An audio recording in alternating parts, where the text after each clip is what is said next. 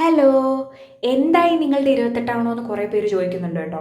എന്തായി എന്ന് ചോദിക്കുന്നവരോട് എനിക്ക് പറയാനുള്ളത് ഇപ്പോഴും കഴിഞ്ഞിട്ടില്ല എന്ന് മാത്രം കേട്ടോ. കാരണം ഏകദേശം ഒരു 3-4 ദിവസമായി 28 കഴിഞ്ഞിട്ട് ഇപ്പോഴും പക്ഷേ ഓച്ചിറയിൽ ആഘോഷങ്ങളും തുടർന്നുകൊണ്ടേയിരിക്കുക.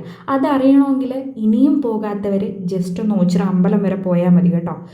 28 അന്ന് നല്ല തിരക്കാരെന്ന് അത്യാവശ്യം വീഡിയോ കണ്ടവർക്കെല്ലാം മനസ്സിലായി കാണും. അപ്പം എന്നെ സംബന്ധിച്ച് അന്ന് എന്തായാലും അവിടെ എത്തിപ്പെടാൻ പറ്റത്തില്ലെന്ന് ഞാൻ മനസ്സിനോട് പറഞ്ഞുറപ്പിച്ചു കേട്ടോ. ഞാൻ എൻ്റെ ജീവിതത്തിൽ ഒരു വട്ടം മാത്രമേ 28 തിരക്കിൻ്റെ ഇടയിൽ ഇടിച്ചു പോയിട്ടുള്ളൂ കേട്ടോ.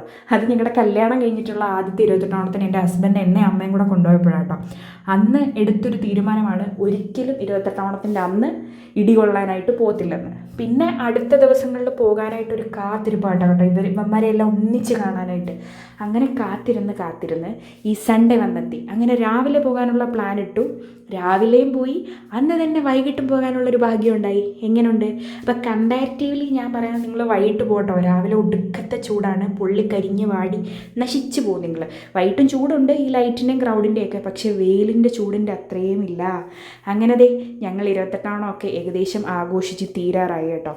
എനിക്ക് 28 ഭയങ്കര സ്പെഷ്യലായിരുന്നു. അതിന് കാരണം നിങ്ങൾ ഈ കാണുന്ന വലിയ മനുഷ്യനാണ് കേട്ടോ. വേറെ ആരുമില്ല, എൻ്റെ ഗോക്കപ്പൻ്റെ ആദ്യത്തെ 28 ഇത്. അത് നന്നായിട്ട് ആഘോഷിക്കാൻ പറ്റി. അവൻ്റെ അച്ഛൻ്റെ കൂടെയും അപ്പൂപ്പൻ്റെയും അമ്മൂമ്മയുടെയും മാമൻ്റെയും ഒക്കെ കൂടെ വളരെ സന്തോഷമായിട്ട് അവൻ ആഘോഷിച്ചു കേട്ടോ.